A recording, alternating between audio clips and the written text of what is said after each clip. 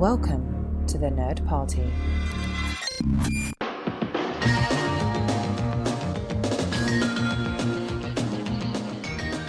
Welcome to Great Shot Kid, the podcast on the Nerd Party Network that is focused on the behind-the-scenes machinations of the films that you love to watch. I'm John. And I'm Mike.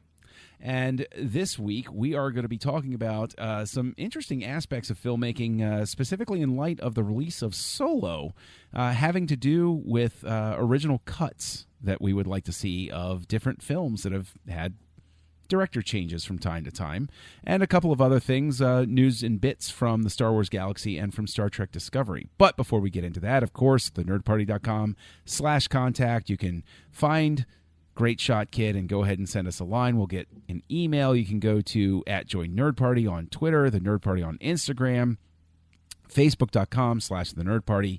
Use the hashtag GreatShotKid. Let us know that you're listening and whether or not you're getting groceries, because we like to know that. And so we find ourselves post-Solo, while everybody is releasing their reaction shows and such, and we've been pretty vocal online with our own reactions and those sorts of things.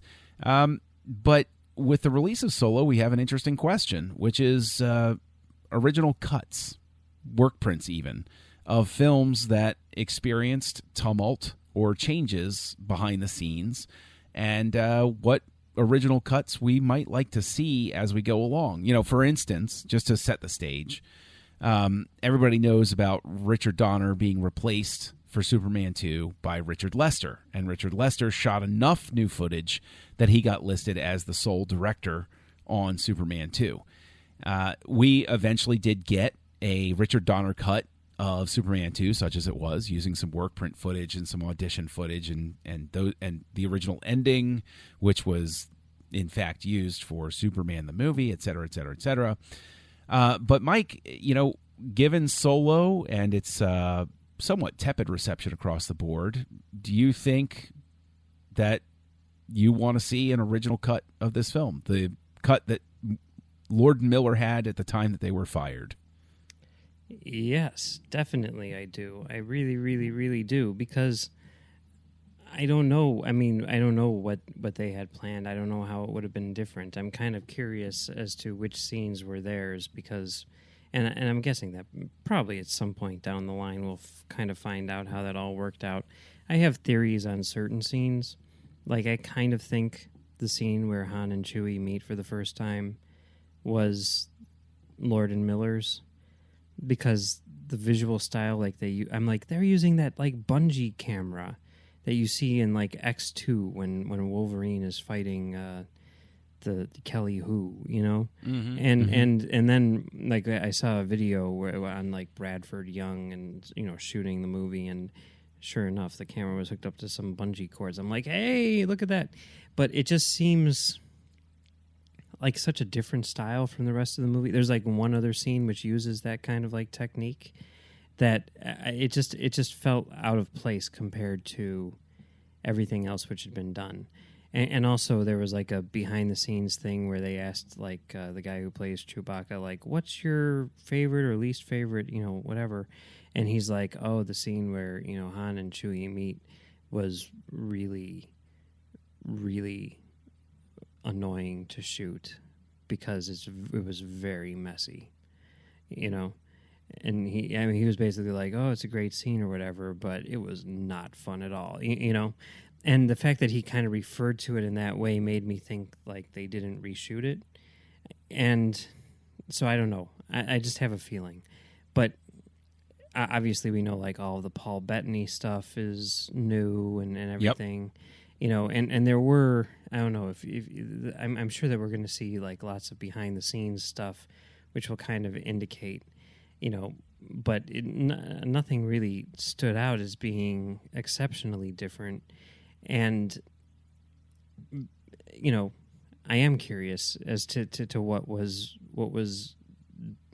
added or not added or whatever. But more than that, I mean, just, you know, with the editing and everything too, like I want to know what it was that Lord and Miller were doing, which was so different that they felt the need to redo like more than half the movie, you know? Yeah, it's a valid question. I mean, I think that there's definitely some personality conflicts that we don't know about that we'll probably never get insight on. I'm legitimately curious as to how expansive the additional material on home release will even be, because before Last Jedi, there, it was like, here are like 5 featurettes and a scene, and that's all you get. So I think we're going to find ourselves back in that territory with Solo, which I'm fine with. I have just sort of a, like a film buff's interest in, like you, like what was so different? What could have been so different? Because that's the thing that's been cited consistently. But I think also what we might be getting to is just, with, and I can't pronounce his name, so I'll just also say the guy who plays Chewbacca. There were just a lot of things about people weren't happy. Like crew and cast were not happy working with Lord and Miller in some capacity. Did you see that interview with Emilia Clarke? Yes. Yeah. She definitely did not seem to be happy with Lord and Miller. A lot of people are talking about how, Howard saved the movie and everything like that. And I guess, see, that's the thing is, this is always sort of framed in this context of like, oh, the movie was bad. He came in and made it better. And my whole thing has always been like, that could very well be true. I do not at all doubt it. As a matter of fact, I bet you the movie that he put up on screen was better than the movie that Lord and Miller would have put up on screen, But the fact of the matter is, like, I don't care. Like, I want to see the vision of these filmmakers. And if it's bad, then it's bad. And that's not a concern of mine, You know what I mean? Like, I'd say though that you have a unique perspective, because it's, it's one of those things where it's like, I mean, honestly, with how the reception has been in terms of, box office receipts, which of course, now we're having a whole box office debate again, blah, blah, blah, blah, blah. But like, in terms of the box office receipts, it's almost like they should have just been like, screw it, let's just release this. Like they didn't get the windfall maybe that they had hoped by swapping for Ron Howard or whatever. Yeah, I mean, I don't care either way, because, full disclosure, I loved the film. I thought it was fantastic and a great time, and I had a great time watching it. And so my interest really is purely curiosity, to see it. And we never will. I suspect, just in the age of sort of like YouTube and stuff like that, I think that we'll see occasionally bits and pieces of it leaked by people who might feel that certain scenes out of context were better than what you saw otherwise and stuff like that. But, when you're talking about, oh, well, they were shooting it this way or shooting it that way, I mean, if you want to go back to even like Return of the Jedi, or even the rationale for hiring Irvin Kershner, where Lucas was like, I just hate shooting. I just hate being there on the set every day. So I'm just hiring people to just, here are your storyboards. Let's shoot these scenes and get the footage to me, and then I'll take care of it in the editing bay. I'm curious from the perspective of how quote unquote bad could the footage have been?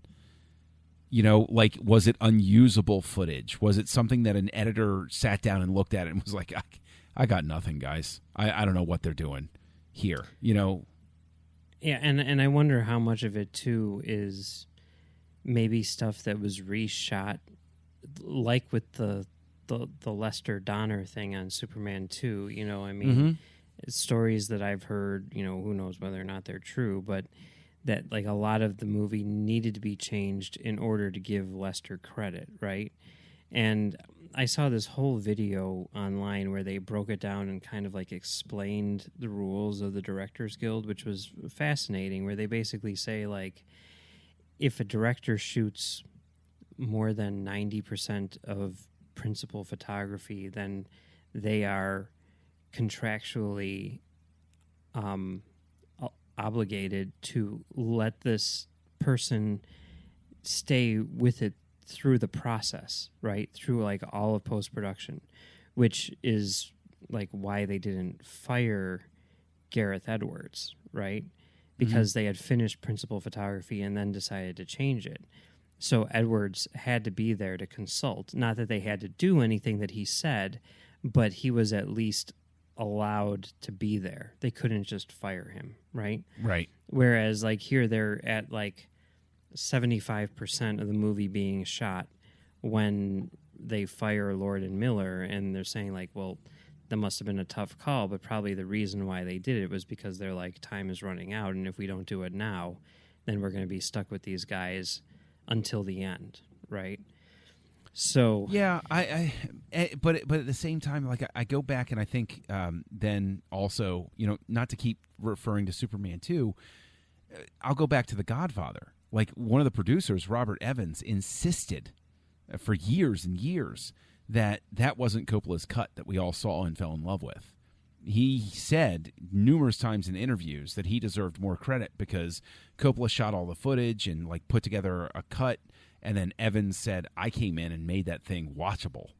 He's like, it was nuts. And and you hear about stuff like, I think the ratio was either on Godfather or Godfather Part 2 that the ratio of film shot to film used was like 30-1. yeah. So when you think about that, that's insane. Well, When you talk about like wow. I think it got even higher with Apocalypse Now, right? Oh yeah, no, Apocalypse Now. I'm sure there's like a 400-hour cuts out there somewhere. I mean, like I remember Walter Murch saying that like if you break down the time that was spent editing Apocalypse Now per edits in the film, we averaged 2 cuts a day. Or something Wow. like that, Wow. Like, that's how long it took them to edit the movie or something. But yeah, I mean that stuff is whatever, and yeah, I mean I don't blame them for doing what they did or whatever, and I don't even necessarily think that they thought that like Ron Howard was going to come in and But I think, of course, you're trying to build a brand, and obviously this is very important to them, and they need to. People are expecting a certain like standard, a certain level of quality and everything, and a certain type of product, which is why, even though apparently there's like 50 episodes of that, Star Wars Overboard TV show. Yeah, I forget what it's called. I always forget. Underworld, I think. No, it's not Underworld. That was the rumored name of the live action show. Right. No, I'm talking about the cartoon by the Robot Chicken guys. Oh gosh, yeah. Oh, what was that called? I always forget. Something Canceled really before it started. Something Yeah. like that. Yeah. But there's like 50 episodes in the can, Yeah. and they didn't release them because they're like, this is not what we want people to think of when they think of Star Wars, Yeah. I mean, honestly, though, I go back to it's got to be somebody ticked someone off. I can't. Personalities play into this. Like people like to believe that there's some sort of like sterile, interaction that goes on or something like that. But you're dealing with creators and their managers and people who are involved in the process. You cannot exist without some sort of personality conflict occurring along the way.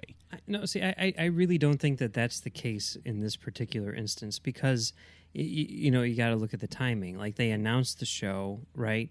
We know from, that these animated shows, they make them, years in advance, right?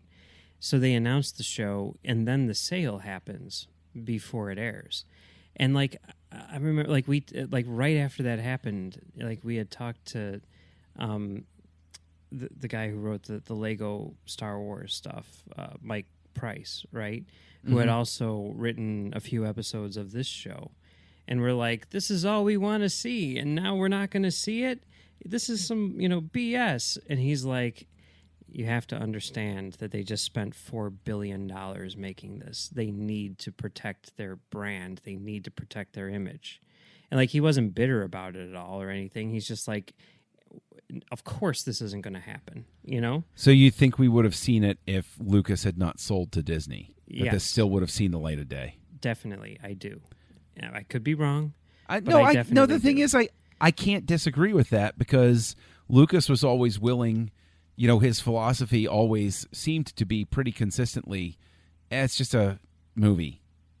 If people don't, okay, let's just try it. Let's see what happens. Right. I'm sure he would have so been sure. At the same time, I'm sure he would have been the first one to fire Lord and Miller and probably come in and redo it himself. But would he though? Because reading the making of Return of the Jedi, there was very much an undercurrent of, now granted, Lucas had a lot of things going on in his life, but Marquand was not like their first choice. And Kazanjian actually said in the making of Return of the Jedi, when they got back the first assembly cut that Marquand put together, he talked about like there were certain things of like even visual, like rules of visual spacing and motion where they said, "Oh dear." Now Lucas never said a bad word about Marquand in public ever.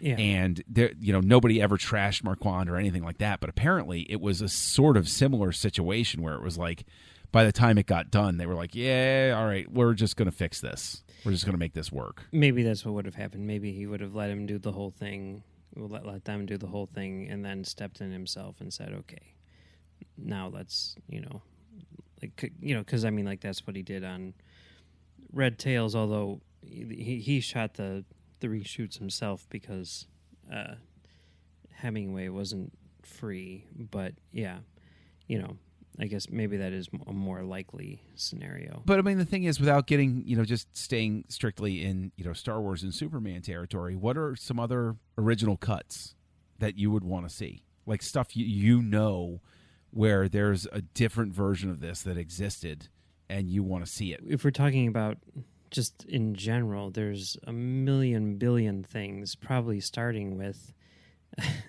Irving Kershner's director's cut of Empire Strikes Back, right?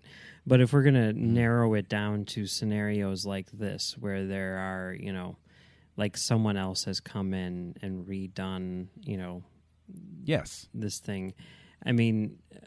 There's a lot of examples. I'm trying to think of some of the bigger ones, but some that come to mind off the top of my head would be, just recently, everyone talks about the Zack Snyder cut of Justice League. I would definitely want to see that. Now, I'm not going to start going hashtag release the Snyder cut, which doesn't exist, right? Like, I'm not going to start, because I think what you would really need to do in that case, and then also probably in the case of Solo and everything like that, is you'd have to do what they did with Alien 3 and actually like reconstruct it from notes and everything. Sure. and all that stuff, just like they did with Touch of Evil, which is great and definitely worked out very well. I've never seen that version of it. I've only seen the theatrically released version of Touch of Evil, and I thought it was great. It is great, but and it's weird because the first time I saw either of them, like they were re-releasing it in theaters, this new cut. And so I'm like, okay, well, let me watch the original cut first, and then I'll watch this cut and see, And I watched the original cut, and I'm like, okay, this is kind of slow, this is kind of boring, whatever. And then I watched the new cut, which, the thing about that is there's not really much difference in terms of footage. It's more how it's reorganized, right? It's like the same footage in like different order, essentially. And it felt so much faster and so much more intense and all the rest of it. Yeah. It's such a better version of the movie. I definitely highly recommend it because it really, really works well. Okay. So you would have to do that for a lot of these things. You'd have to do that for the Lord and Miller cut. You'd have to do that for the Snyder cut, which doesn't exist, and everything. But what about you? What are some examples? I'm trying to think of some more myself. Well, I think the Snyder cut is there. Granted, it pulls us back into the Star Wars discussion, but I'm desperate to see Gareth Edwards' original assembly cut of Rogue One, specifically because Ben Mendelsohn oopsied during an interview that one time, and he's like, "Oh yeah, no, there's a vastly different version of this film. It was way different than what got out there." And I'm like, really? Like, would I have responded better to this one? Like, I legit really want to see it, and it's like, I wish. It's so bizarre because I really think that Star Wars fans, long-standing Star Wars fans, are different. They're a different breed in the sense that they want to see these alternate versions of everything. Yeah. I want to see the assembly cut of Star Wars. I remember in the Star Wars Insider, I almost said Lucasfilm Fan Club, but like in the Star Wars Insider, the guy who went and he said, he described watching the original like assembly cut of Star Wars and like how different it was. And I'm like, I want to see that like so incredibly bad. Yeah. Like I really want to see that, a whole lot. I mean, it's tough because a lot of times, like I think back and I'm like, well, I really liked this film. Would I want to see an alternate version of it? And I think the only time that you really want to see the alternate version of something is when you know for a fact that there's just some sort of substantial difference. And so it awakens that sort of underlying, almost like clinical side of you, where it's like, this will not replace the released version of the film. But in some cases, like I think it's almost dangerous. Because what happens if someone, like I saw the Donner cut of Superman 2. Yeah. I thought it was a better movie, period. Like even though it's using, like work, print, and audition footage, I'm like, oh, that's just better. I just like that better. It just actually works better. Yeah. And so there's a danger, especially when you're talking about a giant franchise.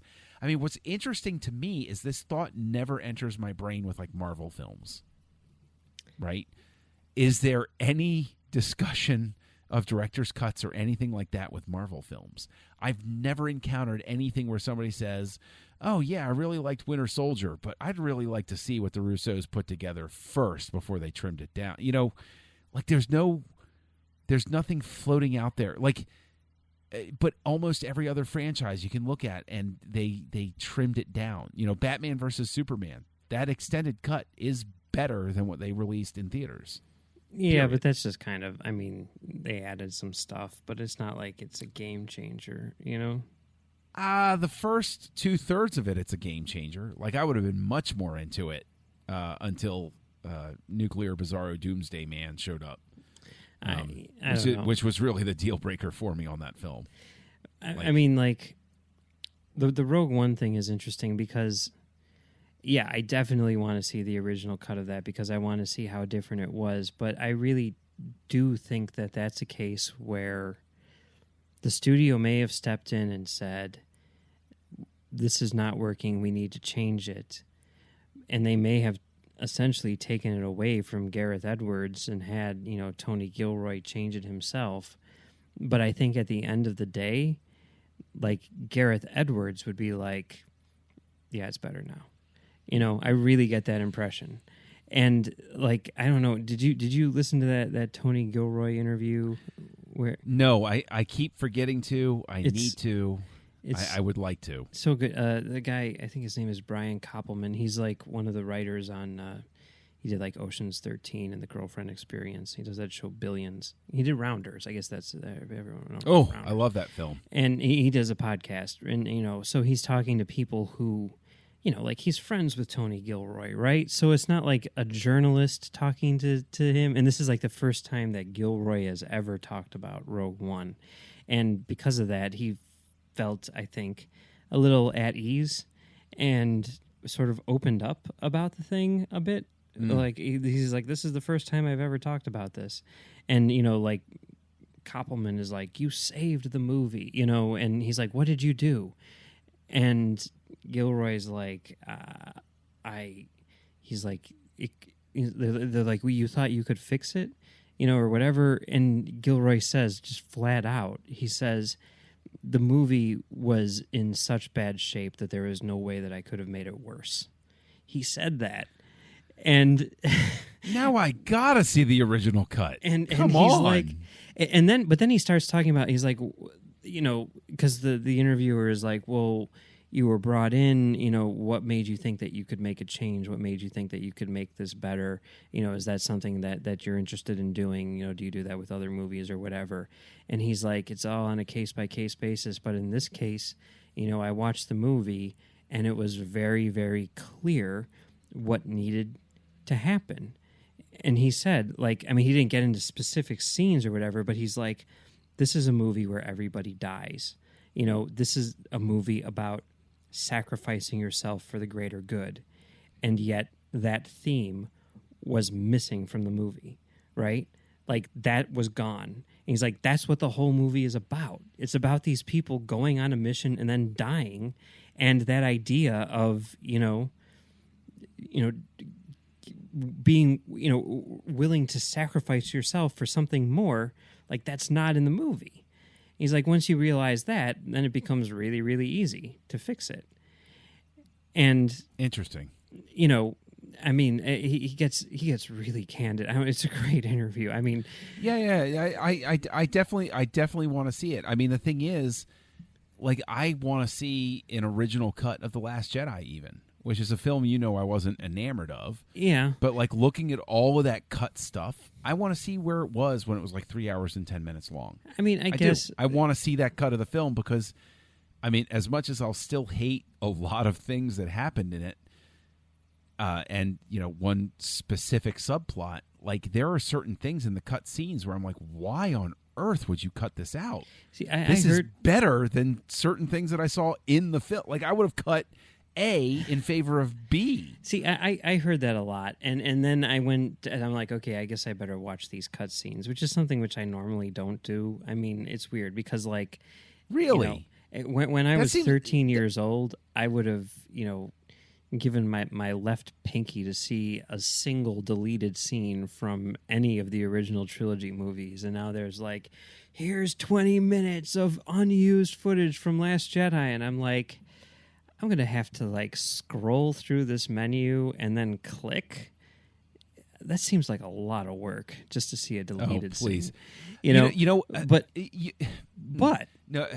here's the thing, right? I'm not just saying that that's a weird whatever with me. Maybe I've just become jaded because I've seen so many deleted scenes over the span of my life. But I made the point of watching that after everything that everyone was saying about these, right? Because I'm like, everyone's talking about these things being great. I need to see them. And in particular, I remember, like, the two that everyone was talking about were the one where Luke reacts to Han dying, and then the one where Phasma gets killed, right? And those were the two that everyone talked about. So I'm like, okay, let me watch these two. And with both of them, I thought, that's fine, but they're not necessary. And especially with the Phasma one, I was thinking about it within the context of the movie, and I'm like, that would really, it's like the movie would stop there, and then it would have to start up again. It's about pacing. It's about the whole thing, how it fits together in the overall context of the whatever, And, you hear things like that all the time where directors are like, this was my favorite scene in the entire movie, and I had to cut it out for pacing reasons. And like, they're the ones who cut it out, right? And, I can totally understand that, And I think that's what they did here. And I think the movie is better without those two scenes in them. I think we'll just respectfully disagree about the inclusion of them. Because that I think Phasma's appearance in the film in the cut that exists is pretty much pointless. Let's just move on from that. But the thing is, while you're talking about the difficulty of scrolling through and looking at these things, what you remind me of is a very peculiar memory, because the first time on DVD that I encountered something where it really intrigued me about seeing the original cut of something was Die Hard. Yeah. There was a DVD version of Die Hard that came out where they said, here's the Hans Gruber talking to Mr. Takagi scene, and you get to watch all of Alan Rickman's. It was like 5 different versions of Alan Rickman telling him to sit down. Mm-hmm. And it was like 5 different versions of something, and you had to put together the things to see how you would have created the scene and stuff like that. Yeah. That was laborious. I remember doing it like once, and I was like, this is awful. This is an unbelievably terrible experience. And the first time, actually, it was another Die Hard film, that same set that they released, when I saw the original ending that had been shot for Die Hard with a Vengeance, I practically shot out of my chair shouting, why didn't you have this ending? Mm-hmm. Like, the ending of Die Hard with a Vengeance, that movie is a 5-star masterpiece until like the last 30 seconds of it. And I'm like, what just happened? But like, I forgive it because everything leading up to it is so great. But that ending, it just derails everything. And I remember seeing that original ending, and they had a commentary from the screenwriter. And just for anybody who hasn't seen this or done isn't obsessed with the Die Hard films, it was the first time the screenwriter had seen the scene shot. He had written the scene, and it was the first time he was seeing it. And like, it's going along, he's like, oh yeah, and he explains, the interstitial stuff you would have seen leading up to it. And then it gets really silent while the whole thing goes. And like, for the last minute, he's offering no commentary. And then at the end, you just hear, well, I don't know, I kind of like that better, or words to that effect. And I was like, yes, I agree with you. Why did you change it? It's so bizarre why they changed it. That does happen a lot. I mean, and there are times where it's like, a lot of times it was like studio-driven changes, especially like, I mean, when deleted scenes started becoming a thing, was, still during the time period where studios were, I mean, this has never changed, I don't think, but like, studios were basically exerting their control over filmmakers, right, and changing cuts and everything. Like, I mean, I remember asking like a teacher in film school who had worked on numerous movies as in the editing department. I'm like, how often, like, aside from people like Terry Gilliam, like, how often does a director actually get final cut, and what we're seeing like on the screen is the final cut of the director? And they're like, never. Something is always changed by the studio. And there are times where, obviously, like in the case of Rogue One or whatever, there's a lot of changes, and but also like there was this market for these scenes. And like the two that really stuck out to me were, one was Final Destination, where they changed the ending, and the original ending was much more personal and sort of like grounded and everything. And basically, when the test audiences came back, they were like, oh, that ending was kind of a downer. We want something which is bombastic like the rest of the movie. And then they added the whole thing as it is in the movie. And the other one was Disturbing Behavior, which is a really, really good horror movie for those who haven't seen it. Have you seen it? No, I haven't. But the thing is, while you're talking, what I'm remembering now is I remember the DVD of Blade. And when they showed they had the original ending, and they specifically said on the commentary that test audiences just disengaged when Stephen Dorff wasn't on screen anymore, which is why they changed it and did what they did with the ending. And it was so fascinating to me because the ending that they had originally didn't really work. But I thought it was better, quote unquote, in terms of making more sense with the buildup of the script. And I understood why they cut some certain other scenes along the way, because there were all other deleted scenes, and it was like if you cut those out, it drew less attention to the change at the end. But here's a question for you. Do you think that living in the era of seeing deleted scenes, has skewed people's perceptions about process in such a way that we can view a deleted scene, but it will always lack the necessary context? Well, yeah, definitely, because they're not seeing it in the, and that's why you can look at a scene like, in my opinion, the Phasma death and look at it on its own and be like, that's a great scene. Why do they? I mean, here's the thing that you always hear: why did they cut it out? If they were worried, people always think of it in terms of like time, like running time. Like I would cut out another scene before I'd cut that one out, and like to me, my thinking is like that's not usually the issue. The issue is how does it fit within the movie? Like would you? I mean, let's see the scene before it and the scene after it and how that all plays, with this scene in place. And then say like, okay, would you still leave it in? And I think the answer is usually no. I mean, there's a million reasons why scenes are cut out, and it could be anything. I mean, like the disturbing behavior thing is insane because the director basically was like, you guys butchered my movie. You cut out 15 minutes, and in the process, cut out everything which made it at all relevant. All the character stuff is gone. Like I want all of that stuff on the disc, but I also want people to be able to understand where it is in context. And what he did was and it was David Nutter, who at the time had done a bunch of X-Files stuff, and now he's gone on to great fame and fortune doing like Game of Thrones and stuff like that, whatever. And he's like, because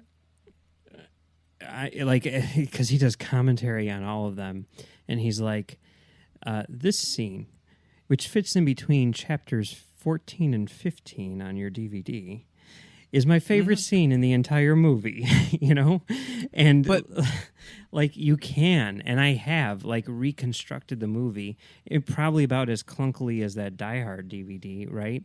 And watched it like in the overall context, and you're just like, wow, this is so much better, But do you remember? I think with the first it was the first X-Men where that was the first time where I encountered what they called a branching version. Okay, where they were really trying to play with the DVD format, right. and they like said you X-Men can have 1.5 or whatever it was. Right? Yeah. Where you could elect to watch a version of it where it reinserted these deleted scenes, so you could see them in context. But of course, the footage wasn't remastered, and it was like it got all washed out, and it was obviously like footage that hadn't had anything done to it. Do you think that there's an opportunity now? Do you think that they can revisit now, especially with streaming? Why don't they revisit the branching version? If somebody really loves The Last Jedi, why wouldn't they want more of The Last Jedi? And why wouldn't you offer them this branching version?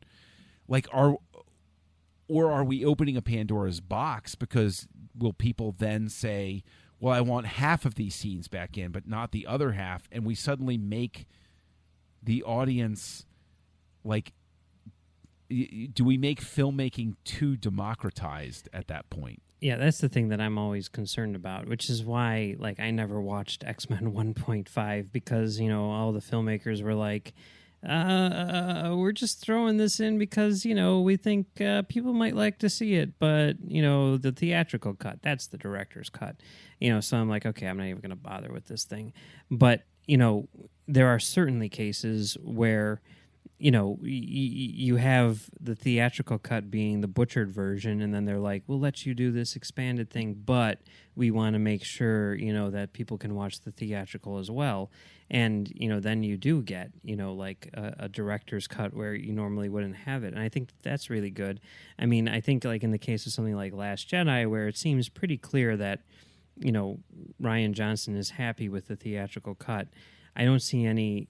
I mean, aside from it being like an interesting, thought thing or procedural, whatever, it just seems like no one's going to take it that way, right? Everyone's going to be like, the extended cut, the director's cut. You hear that all the time. People say that all the time. It's like, that's not the director's cut. That's just an extended cut, And right. Because of that, I do kind of, think that that's sort of a dangerous thing. And I mean, I guess as long as there's the option for both, it's fine. And there's certainly times where, like, I've seen that stuff and I'm like, oh, I mean, like, I kind of got screwed on this, but Full Frontal, Steven Soderbergh's movie, it was never released on Blu-ray in the U.S., but they did release it on Blu-ray in Canada because basically a bunch of, like, I think all of Miramax's catalog was sort of like farmed out to this like really, really tiny Canadian company which could, release stuff on Blu-ray whenever they wanted to, and they would do that with like movies which weren't released in the U.S. yet, but they would literally just throw out like anything that they had, whatever elements that they had.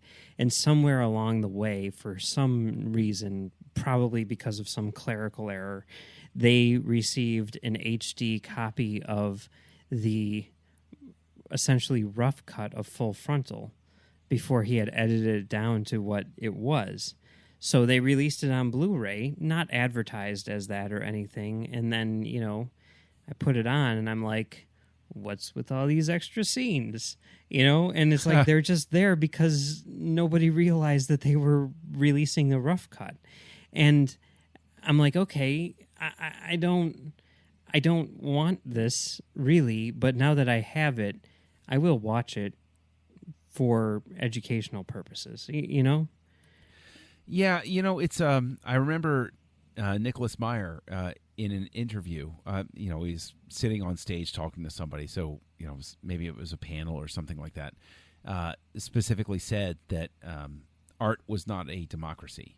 Yeah, and so I do think that we nudge dangerously close, even if you don't like something. Except to borrow a line from Lando in Solo, I don't like it, I don't agree with it, but I accept it. Yeah, and that's sort of the interesting conundrum, I think. Even going back to the special editions, because aren't those the original cuts that we really desperately want as Star Wars fans? Is we want to see those original cuts more than the others. Yeah, and that's the thing, and that's the thing which, forever, and I mean, like, I totally agree with you on the Lando quote, and it's the reason why I want to see the Lord and Miller cut or whatever, because if I put in Star Wars, I'm putting in the special edition because George Lucas clearly wants that version to be seen. But I do still think that for historical purposes, there should be an original cut available to study. Well, I think I want an original cut available just because that's the one that the AFI put into their, the National Film Registry put into their vault. Right. I want that version, but I want that version of any movie that's been put into that vault. But with all of that, with all of the production issues that we know of that have been there with these Star Wars films, especially with the standalones, what do you think James Mangold's chances are of getting his version of Boba Fett to the big screen? Well, I'd say they're pretty good because he's number 2 already, right? They've already fired someone off of that movie. So he is the replacement director, right? Good point. Because Josh Trank, which, speaking of Josh Trank, that's another one. I don't know if anyone remembers opening night of Fantastic Four where he let out a few choice tweets, one of which was, there is an alternate cut of Fantastic Four which no one will ever see, which everyone would have loved and would have been very critically acclaimed and blah, blah, blah. And, whatever. But no one will ever see it because the studio will never release it. Something along those lines. It's always something you want your director to tweet out on opening night of your new movie. Which it's is good optics. Probably why he's not directing Boba Fett. But yeah, he's gone. So, and I think it's really funny, whatever, that, I mean, I was in a restaurant before going into the movie theater to see the first show of Solo, and that's when the information came out about Mangold directing Boba Fett, because in an alternate reality where Josh Trank wasn't fired, the movie that we would have been going to see this weekend was Boba Fett, right? So, I mean, that was the original plan. So, Yeah. Yeah, I mean, I'm definitely excited about it because Mangold has sort of proven himself, and I think that one of the things that we've seen now is, I mean, here he's done 2 of these comic book movies, which are kind of in the same vein as a Star Wars movie in terms of the studio whatevers and all the rest of it. So he knows the game. He knows what's expected of him, and they know what he's going to deliver. And he's also, I think, a bit more established. Like, a lot of these people who they've been getting so far have been sort of like younger filmmakers and everything, people, who are essentially getting their big breaks, whether it's Gareth Edwards, it's like, okay, he did Godzilla, Colin Trevorrow, okay, Jurassic World, but like one movie under their belt where, like, Mangold is closer to Ron Howard in a lot of ways. He's been making movies for 20 years. He's, I think, been nominated for an Oscar. He's made 2 comic book movies which have been very well received. One of his actresses won Best Actress. Yeah, for Girl Interrupted. Yeah. So, and he's got that sort of, I mean, Lord and Miller had this too, but he does have that even more so than them. He's got that sort of like cachet with like nerds. Everybody loved Logan. So I actually know somebody who didn't. Really? It's mind blowing. Yeah, they're weird. It's really mind blowing because I don't even know how the conversation got there, but eventually it got there, and he was like, I didn't really like it. What? What you? Why wouldn't you like that? And it was just like brains coming out of my ears. Like, I couldn't even, like, I tried to go through the reasoning with him, but it just didn't happen. I just couldn't do it. Well, I mean, he also did 3:10 to Yuma, which was a remake and which I adore. I absolutely adore 3:10 to Yuma. I think it is magnificent. Stars Christian Bale and Russell Crowe, and a tremendous supporting cast. And I just absolutely adore that film. Yeah, I need to see it again because I saw it when it first came out and I didn't like it, but I've since read the short story and went back and watched the original, which isn't very good. And now I want to watch the remake, and I've been meaning to revisit that for a few months now. So maybe we should do that at some point soon. Yeah, no, absolutely. But see, the thing is, there's a guy, because Logan is sort of a Western. Yeah. 3:10 to Yuma is a Western. Yeah. And that is definitely in the wheelhouse of Star Wars' influence. Yeah, and so, Boba Fett in particular, I think. The old gunslinger. Yeah. I mean, like, when he's walking on screen in Empire Strikes Back, they have the sound of spurs as he's walking along. Mm-hmm. Like, this is literally the old gunslinger in the Wild West. The Lee Van Cleef in the Man with No Name trilogy. Like, I'm on board with that. I mean, but what's so interesting to me is he's great, and I'm on board with it because of that. But don't you think it's as hard to sell as Solo? Yeah. I mean, it's probably going to be harder. It's weird. I think, like, if they would have done this in, like, 1995, people would be like, yeah. Boba Fett, everyone loved Boba Fett. Shadows of the Empire and everything like that.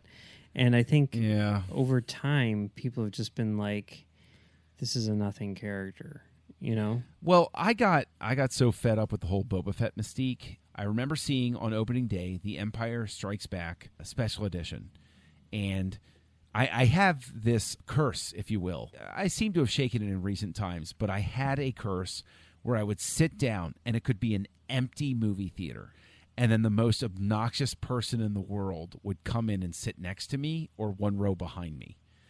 And there was one group of people that came in, and we're sitting there. We were seeing like the 4:00 in the afternoon showing. And one thing I remember is they were shoveling popcorn into their mouths like family feed bag. I was like, you got to be kidding me. Like I'm sitting there and I'm like, whatever. I'm in the seat that I love. I'm in 7th row. I know what theater I'm in. Like I was in the 7th row, 4 seats from the edge. I was exactly where I wanted to be. They came in and I'm like, I'm not moving. And when Boba Fett, and they were doing like the Mystery Science Theater 3000 heckling through the movie, and I'm like, oh, I just riding it out. And then when Fett appeared on screen, they were like, Boba Fett, and I turned, and it was like I just unleashed on them. I was like, would you please shut up and just let some people enjoy this film? And then like turned back and looked at the screen, and it was silent through the rest of the film. So well, that's good. It worked out. Yeah. No, but I came to hate Boba Fett because of the people that loved Boba Fett is the point of that story. And that's why one of the things that I love most about Attack of the Clones is that Lucas, all of this mythos that had built up around Boba Fett, he was like, screw it. No, it doesn't work. When I saw Boba Fett's origin in Attack of the Clones, like I could have stood up and just been like, thank you. You invalidated all of it. I was so incredibly happy with that. So, It's an interesting take. I don't know. I mean, I think that a lot of people kind of felt like, you're invalidating this really cool thing that you had. Really? Journeyman Protectorate Jaster Muriel was super cool to you? What? That was who Boba Fett supposedly was. That was in Tales of the Bounty Hunters. He was Journeyman Protectorate Jaster Muriel, who took on the persona of Boba Fett. They turned him into an anti-hero. Okay. Where he was... Okay, no. You can't do that. Star Wars fans are paying attention to all of that stuff, and that contributed to the lore and everything like that. Okay. And then you had the Return of the Jedi radio drama with, it was Ed Begley Jr., which was an odd casting choice for Boba Fett, confronting Solo. And then, it was amazing because all of the stuff that came out after Attack of the Clones, where they were like, oh, well, Journeyman Protectorate Jaster Muriel is still valid because that was a persona that was in Mandalorian history that Boba Fett took over and stuff like that. Okay, but I'm talking about, people like me who has never heard that name before in his entire life, right? Who is like, all I know about Boba Fett is what I've seen on screen, So... Which was... 6 lines of dialogue, but that's cool. Exactly, cool. Right. The fact that it's only 6 lines of dialogue. And he missed shot at Luke's back while Luke wasn't even paying attention to him. It happens, But then again, I tend to think of him in Empire terms more than anything else. But regardless of any of that, all of that mystique is gone, and what it was replaced with was something which was not very interesting. And one of the things which we'll disagree on that point. That's fine. One of the things which I found to be really interesting was like in the Clone Wars, Boba Fett's coming. I'm like, yeah, Boba Fett, right? And then it's like, okay, so he's just a guy, right? Okay, he's just a guy. But then they're like, the Mandalorian warriors are here, and I'm like, yeah. And the thing which I kind of realized was it really is the armor, which is the cool thing, right? Like I think what's her name from Rebels, right? Like she's super cool because she's got the Mandalorian armor. Sabine Wren. Sabine, she's way cooler than Boba Fett is without his armor. Well, I mean, Fett definitely had a mystique built up around him. If you go back to issue 81 of the Marvel run, that was the first time they ever brought him back. Right. And of course, he just died at the end of that issue. Spoilers. And Dark Horse brought him back, and he teamed up with Dengar pretty regularly because Dengar had a specific beef with Solo. And the thing is, Boba Fett was born of the marketing push for Star Wars between Star Wars and Empire, and those sorts of things. But I am intrigued because the Fett mythos has changed in such a way that one of the storylines we were cheated of in the Clone Wars was apparently they released some of those unfinished episodes or something like that. But like there was a whole thing with like Cad Bane tied into it. And like Cad Bane, in a sense, like with Solo, Cad Bane plays the role to Boba Fett that Tobias plays with Han in Solo. Yeah. And although it's, it's over the course of the series and everything like that, but then there is there's a big moment, and it's like, I don't know, like, I like that stuff. I like finding out where people come from, because it is like sitting down with your dad or your grandfather or something like that, and some of the family history, but then years have gone on and they let their guard down, and they're like, well, yeah, there was this one time that this happened, and you say, oh, really? And it like sort of changes your perception of everything. Like, you find out, like, you grow up as a kid and you think, oh, well, my dad fell in love with my mom and stuff like that. And then you find out, and, editorial use sort of thing. And then you find out that your dad had been engaged before your mom or something like that. Totally changes your whole perception of relationships and love and right.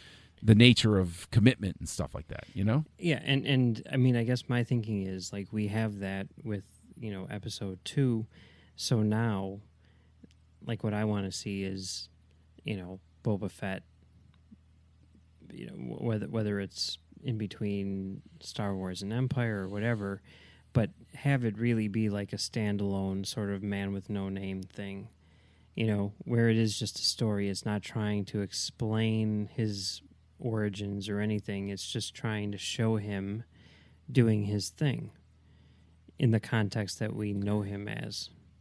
Well, unless they want to invalidate the Clone Wars, that's what it'll be. Right. So... Right, but if they start doing like, oh, and here's some backstory with him, I don't know if that would. I do think that they should. I mean, unless there's some reason not to, unless it requires some sort of like Shakespearean level whatever.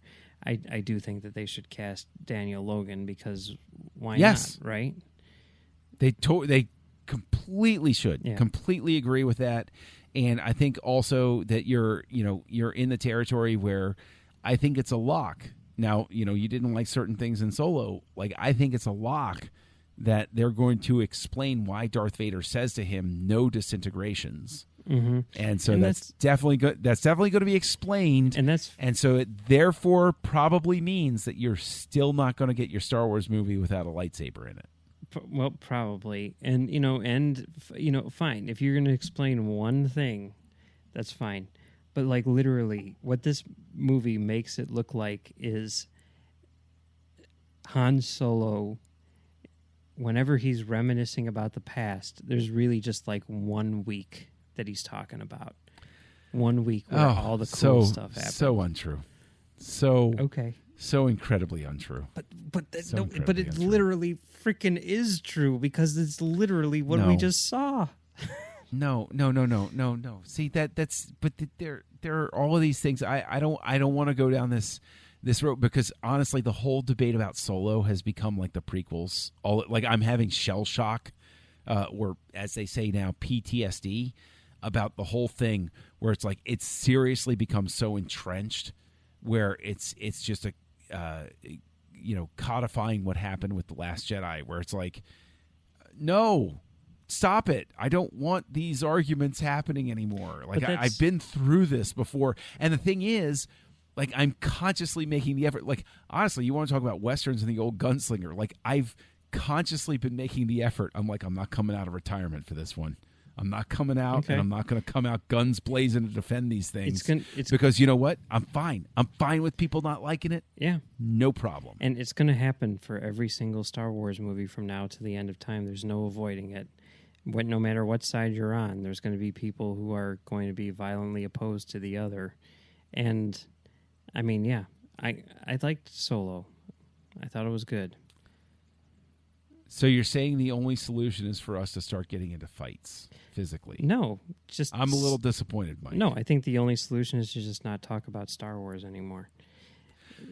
But what's the fun in that? I mean, honestly, I feel like I can't even talk about Marvel anymore, because unless you come out and you're like, oh, I love Marvel, blah, blah, blah, blah, like, you can't even have a voice out there. And unless you're going to, like, neck stomp DC, don't even bother saying anything, because there's just no point to you even offering any opinions. See, I think that's like a thing where, I mean, there are plenty of Marvel movies which I've thought are better and worse than Solo, right? And yet I'm not going to. I mean, like, we could talk about Avengers: Infinity War, and I could say it was fine, and Right, but here's the thing, like, there are people who grew up with Marvel or whatever, and that is, I mean, well, now we have kids who have grown up with the Marvel Cinematic Universe, and that's their Star Wars, right? And there are people who grew up with DC, and when they see these movies, they feel as passionately about them as we do about Star Wars. Me personally, I couldn't care less because I know that it's just a movie. With Star Wars, I don't, even though I should rationally, as a human being, be able to realize that, yes, this is just a movie, I don't see it as that yet. So when something is not up to the standards which I'm looking for, it's going to be a huge disappointment, right? That's why we have these passionate debates about Star Wars, is because it's so important to us. Whereas, like, with Marvel, I can say Avengers: Infinity War was okay, and there might be other people who are like, "You're insane! It's the best movie ever made! How could you have not cried?" And I'd be like, "Because I don't really care that much. Sorry." Yeah. That's the thing. So let me ask you then, just you and me, this is your, I'm leaving myself open here. Be as vicious as you want to. Okay. Because I will feel free to disagree if I want to. And you can be as vicious as you want to, too. Yeah, go. I'd never be mean to you, Mike. You should know that by now. Okay. I've known you for too long. You've known me for too long. Is there a vicious bone in my body? Don't answer. What I'm going to say is, between you and me, okay, we have had substantially different reactions to The Last Jedi and to Solo. In your opinion, what is the core difference? This is the question we close out on. I'm not gonna protest any of your insights or anything like that. You know me pretty well. What is the core difference here? This is something I've thought about a lot, because how do I describe this? You guys don't sugarcoat it. You guys you are the Star Wars fans that you read about, right? Like the ones who have seen everything and read everything and have more knowledge about Star Wars than anyone else on the planet. And in some ways, I see what I'm always very curious about what your opinions on these things will be, because I see that as sort of being like the baseline for Star Wars. You're not original, trilogy people who, can't, like anything beyond the original trilogy. You're not kids who grew up with the prequels and think that the original trilogy is old and outdated or whatever. I mean, you have seen it all, and it's a weird thing, which I think is happening now. Because up until Force Awakens, right, I would have, and I do this, I think, probably more than you guys do now, okay? But I would put you in the category that a lot of people would sort of see as being Star Wars apologists, right? Where it's like, I cannot say that I don't like this thing because it's Star Wars, right? That's what a lot of people think. Anyone who likes anything about the prequels, fall into that category. And I would say that I did that myself, right, with a lot of things. I mean, sure, the Clone Wars movie, I came out of that, I'm like, that was really good. You look at the Clone Wars movie now, that's not good. You can totally tell that it's not supposed to be a movie, right? If you were to break it up into individual episodes, they'd be fine. But as a whole, it's like, what's going on in this thing, right? It's not good. It's not. But, like, I still like the prequels, not nearly as much as I did. And there was something that happened in, like, the Disney era where all of a sudden there was, like, a rift. And you guys, who I thought were, like, it's Star Wars, I have to like it, all of a sudden were like, I don't like it.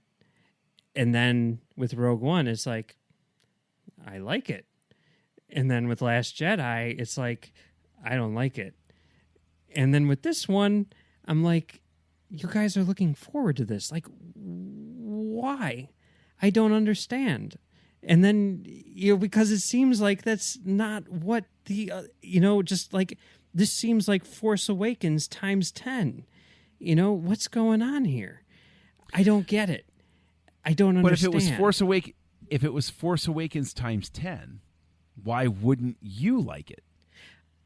What I mean by Force Awakens times 10 is I mean like nostalgia factory times 10. That's interesting. The thing is, I find that interesting. I don't discount what you're saying. I understand where you're coming from.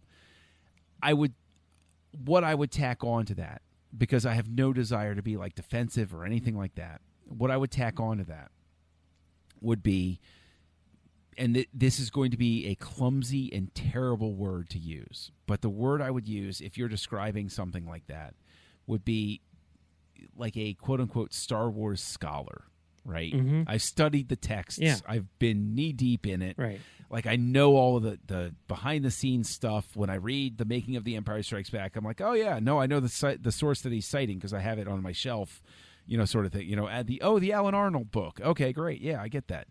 Like, so I've been knee-deep in it and, yes, obsessed with it because of the nature of it, right? So I would say that what happens when somebody else comes in who doesn't operate at that same level, those shortcomings can sometimes be very magnified.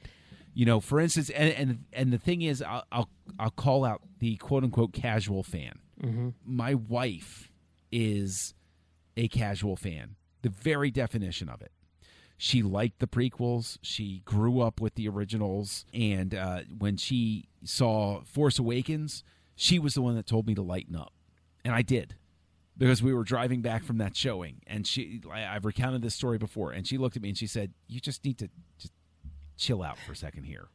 And I was like, "What do you mean?" And she laid into me in a very polite spousal way. And I said, "Oh, yeah, okay, I see what you're saying." And she said, "It's like, you need some perspective. You need to step back from this."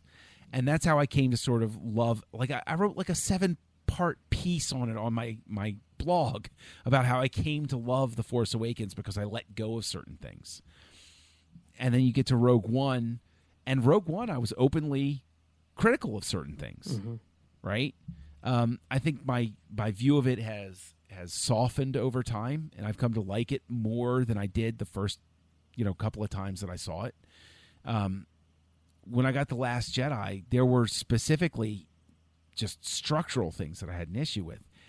And then you get to Solo, and I honestly think, because, Matt and I just talked about this, for Aggressive Negotiations, right?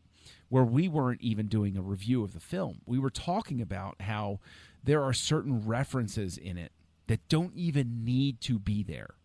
They are simply there as window dressing. The skull or the reconstructed Sith holocron, they're just things on a shelf, right? Or a throwaway reference in a line. "Oh, you're the guy that killed Aura Singh." "Oh, no, it was the fall that killed her. I just pushed," right? Those are the sorts of things where I definitely think that as much as I love Solo, I really love Solo because it's something that embraces those things and the little throwaway bits. It's as if it were put together by a quote-unquote Star Wars scholar, which makes sense because Kasdan's been there since 1980, and obviously he had a little help from the story group along the way. Those are the sorts of things that would amplify my enjoyment of the film. And I think that gets to the heart of why my initial perception of what it is that you guys liked and didn't like was wrong. My initial perception was you guys liked anything because it was Star Wars. But now I think what I'm starting to see is you guys, you want to see Star Wars as originally conceived by George Lucas, right?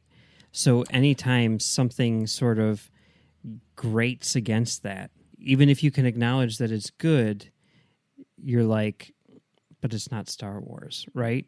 Whereas with me, I think that I don't know. I think that might be. No, I wouldn't necessarily agree with that. Okay. I don't care, like if they explore different things or they're not quote unquote the way it was originally conceived. I know that this isn't going to be the way that it was originally conceived. I'm fine with that.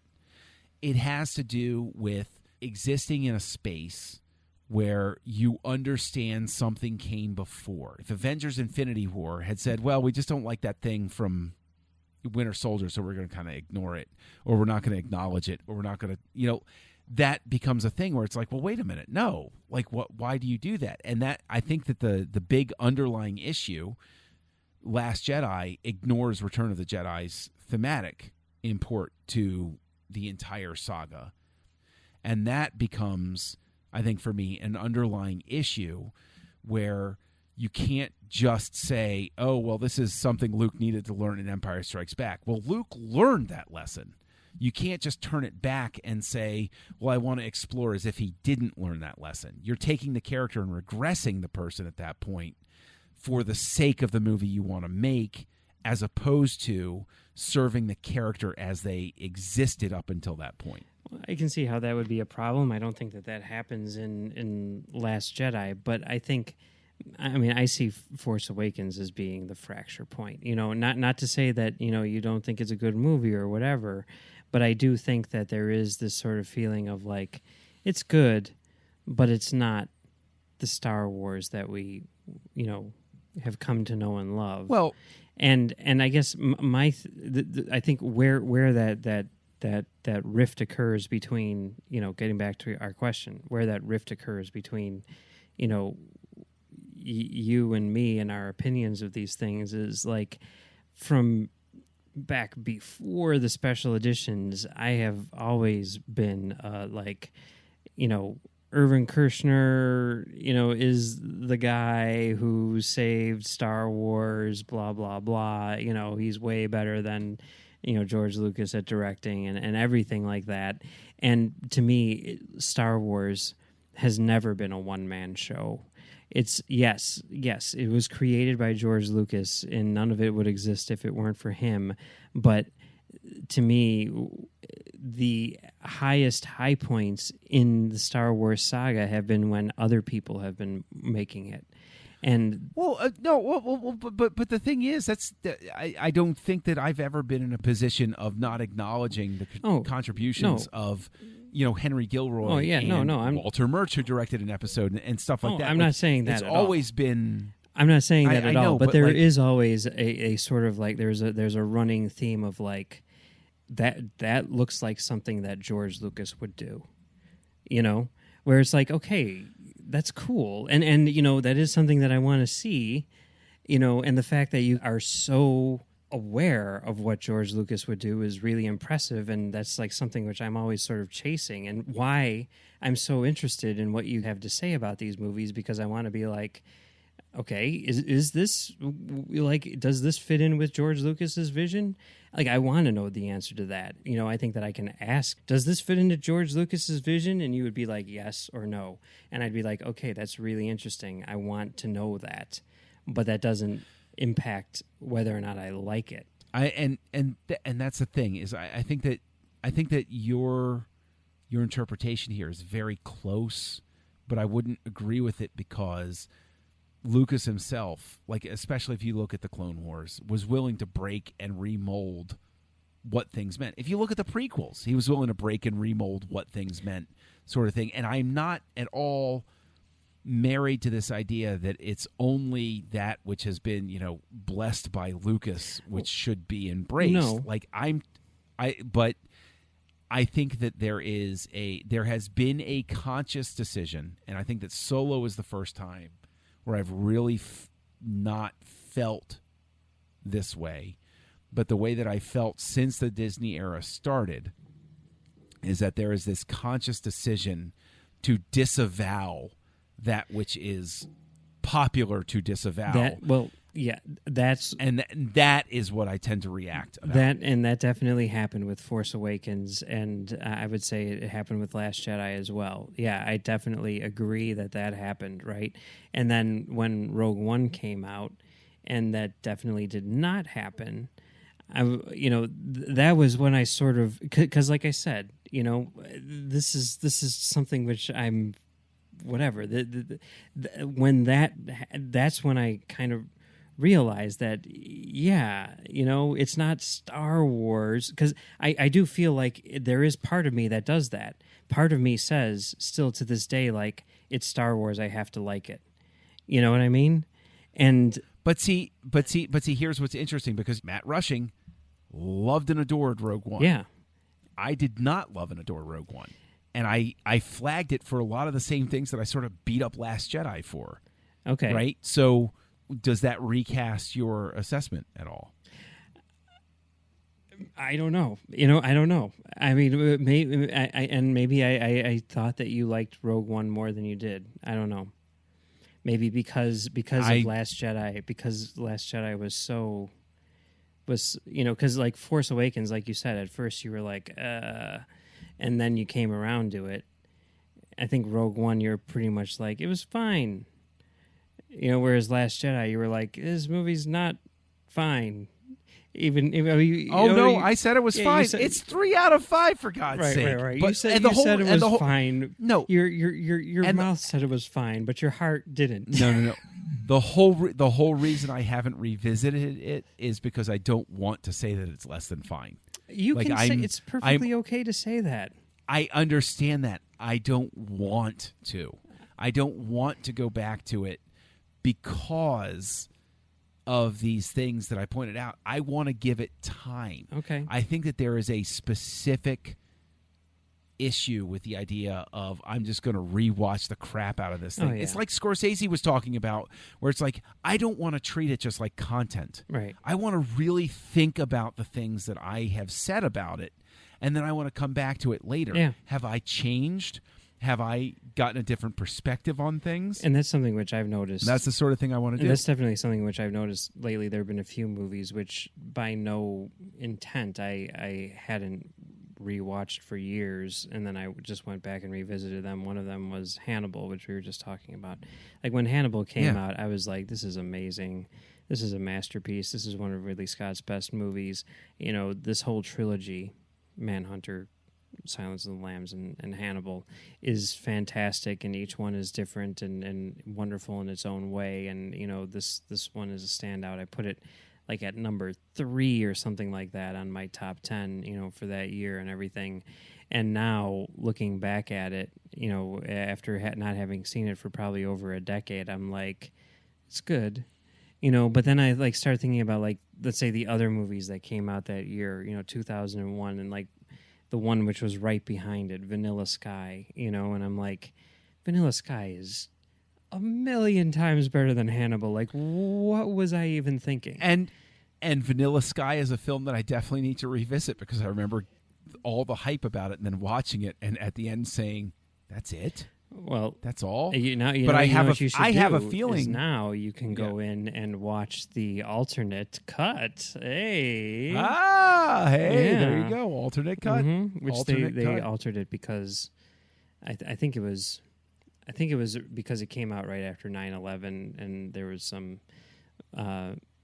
senseless, quote unquote, senseless violence which they wanted to eliminate, and now people can see it for what it is instead of just in the context of, Well, okay, we've gone down some interesting roads here. So, and also, let me just say here that I could be totally wrong. I mean, this is a work in progress. Obviously, like I was saying, I thought that you guys were originally like me, and being like sort of like Star Wars, apologists or whatever, which I do think, because there's never been a Star Wars movie that I haven't liked.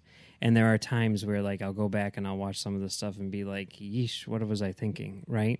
But, like, coming out of it, I've always been like, like, I'll never forget my friend Josh, saying, like, you're having a debate right now about which one to put on your top 10 of all time, Die Hard or Star Wars Episode 1, The Phantom Menace. Like, I literally had that debate, you know? Now I don't even know if it would make my top 10 of that year. You know, Attack of the Clones, number 2 on my top 10 list, and Revenge of the Sith, number 1 in 2005, the year that Batman Begins came out, right? I mean, there's definitely this sort of like inflated thing that I have going on, right, with all the Star Wars movies, and will continue. I mean, Force Awakens, number 1 on my list, everything. And I think a lot of it has to do with just me not being able to come to terms with the idea that Star Wars might be bad. And I really thought that was kind of what was going on with you guys too, until we got to Force Awakens. And then I realized that no, there's something more going on, something a bit more sophisticated, and something involving what your perception of Star Wars is, which is probably closer to what George Lucas's perception of Star Wars is than anyone else who's talking about Star Wars. And that's the thing.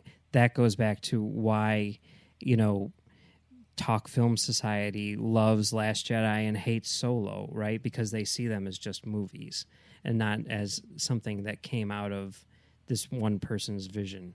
So I'm not. My whole point here is not even about one person's vision, just about what's been established before, and not disavowing pieces. My whole point here is that when I say that, right, I don't mean it as a negative. I think it's very interesting, even though I don't agree with what you're saying, and I have a different perspective on it. But that, to answer your question, that's what it was. But I don't want you to think that I think that you're crazy for not liking something because I think the reason why you don't like something is because it doesn't fit in with that vision.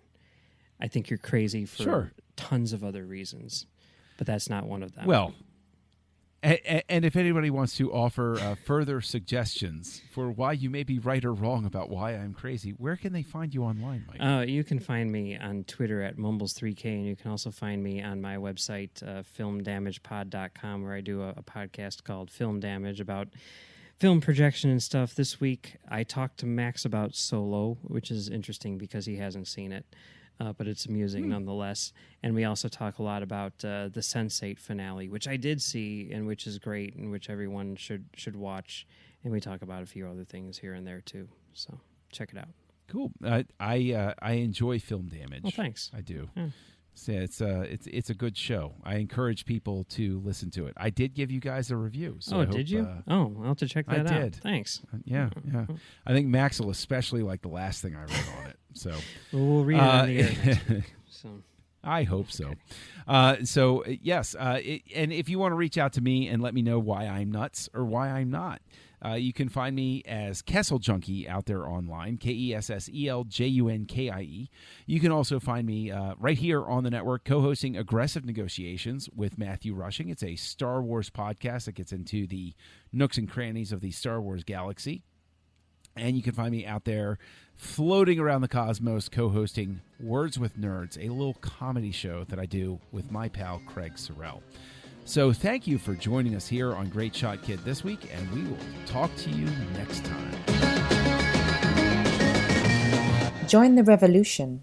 Join the Nerd Party.